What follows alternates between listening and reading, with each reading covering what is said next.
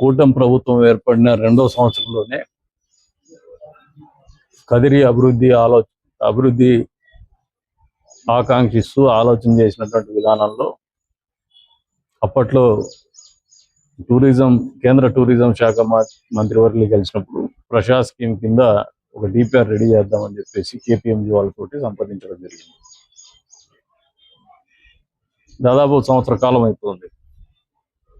ఈ సంవత్సర కాలంలో వివిధ కారణాల రీత్యా ఇది డిలే అయినటువంటి పరిస్థితుల్లో ఈ రోజున కేంద్ర ప్రభుత్వంలో ఏదైతే ఉందో ప్రసాద్ స్కీమ్ కింద మనం ఆలోచన చేస్తుండేది, అది కేంద్ర ప్రభుత్వము కొన్ని కారణాల రీత్యా హోల్డ్లో పెట్టినటువంటి పరిస్థితుల్లో కొత్తగా ఇప్పుడు డెస్టినేషన్ అండ్ ఎకో టూరిజం కింద తిమ్మమ్మ మరిమాన్ని, కటార్పల్లిని, బట్రేపల్లి వాటర్ ఫాల్స్ని, అదే రకంగా మరగత మహాలక్ష్మి టెంపుల్ని, పాలపాడి దిన్ని, ఎర్రతోటి గంగమ్మని, పాలబావిని, నరసింహస్వామి టెంపుల్ అన్నిటిని కూడా కలుపుతూ ఎకో టూరిజము, డెస్టినేషన్ టూరిజం కింద డిపిఆర్ చేసేటువంటి ప్రతిపాదనను సిద్ధం చేయడానికి కేపీఎంజీ సంస్థతో ఈ రోజున కదిరిలో మున్సిపల్ అథారిటీస్ని లైజనింగ్ ఆఫీసర్స్గా ఒక ఎంఓయూ జరగడం జరిగింది.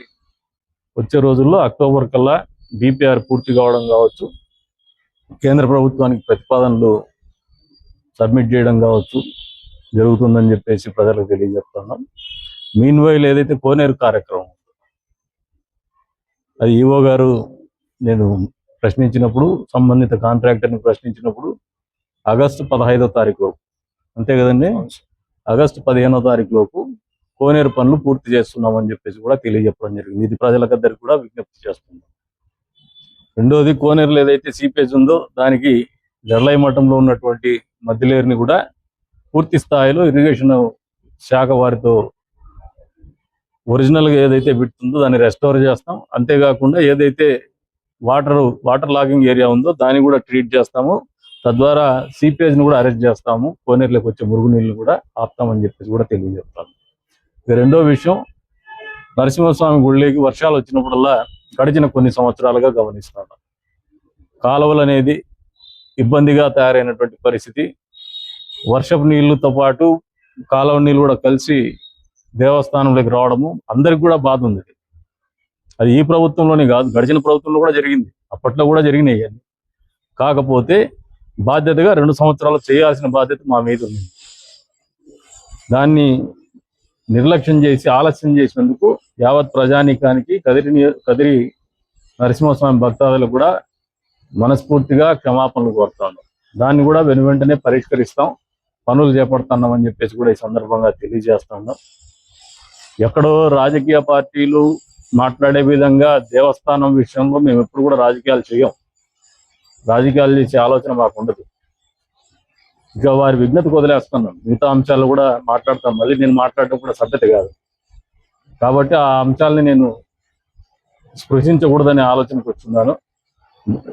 కదిరి ప్రజానీకానికి ఒకటే చెప్తాను, మా నిబద్ధత మీకు తెలుసు నరసింహస్వామి గుడి పట్ల. అసలు ఆ గుడి అభివృద్ధి పట్ల మా ఆలోచన కానీ, ఆకాంక్ష కానీ, మాకున్నటువంటి బాధ్యత కానీ మీకు నిరంతరం మా కార్యక్రమాల ద్వారా గతంలో కూడా మీకు అందరికి కూడా సుపరిచితమే. ఎక్కడ కూడా అలసత్వం కానీ లేదంటే నిర్లక్ష్యం కానీ మా వంతున ఉండదని చెప్పేసి కూడా ఈ సందర్భంగా తెలియజేస్తాను. ఈ రోజున ఈ నరసింహస్వామి గుడి ఆదాయం కూడా వచ్చే రోజుల్లో పెద్ద ఎత్తున పెంచుకునే విధంగా, భక్తులకు కూడా సౌకర్యాలు కల్పించే విధంగా, పారిశుద్ధ్యం కూడా మెరుగుపరిచే విధంగానే మా ప్రణాళిక ఉంటుంది. ప్రణాళికలు అమలు చేస్తామని చెప్పేసి కూడా ప్రజానీకానికి మళ్ళీ ఒకసారి తెలియజెప్తూ, ఈ రోజున ఒక మంచి ఎంఓయు సంతకాలు చేసినటువంటి సందర్భంగా మంచి జరుగుతుంది. వచ్చే 3 సంవత్సరాల్లో కదిరి పట్టణమే కాదు, కదిరి నియోజకవర్గ రూపురేఖల్లో కూడా స్పష్టమైనటువంటి మార్పు వస్తుందని ప్రజానీకానికి తెలియజేస్తాను.